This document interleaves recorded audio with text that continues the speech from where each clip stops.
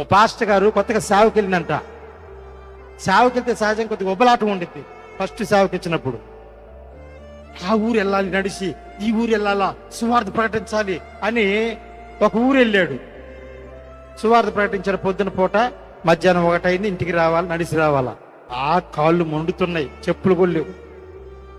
కొద్ది దూరం నడిచిన తర్వాత వాళ్ళు చెప్పులు, మంచి చెప్పులు వేసుకుని వెళ్తున్నారుగా, చూశాడు.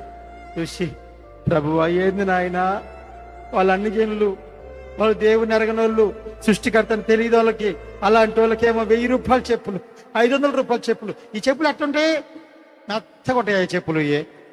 అసలు వేడే ఉండదు బాడీకి. నడిచే కొంది ఇంకా నడవబుద్ధి అయితే. అబ్బా స్తోత్రం నాయనా, నా తండ్రి, నా ప్రభు, వాళ్ళకి ఇస్తున్నావు నాయన, నాకే చెప్పులే. నడుచుకుంటూ వెళ్తున్నాడు.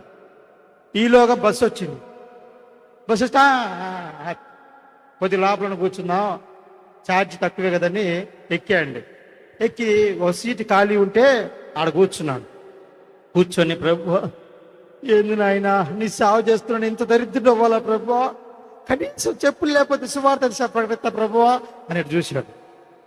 పక్కన ఉండి ఒకడు చూడంగానే వాడి 2 కాళ్ళు లేవు, కర్ర.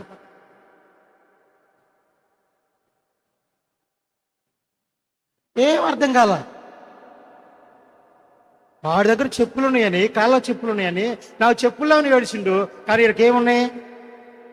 చెప్పులు వేసుకుంటు కాళ్ళే లేవు కదా.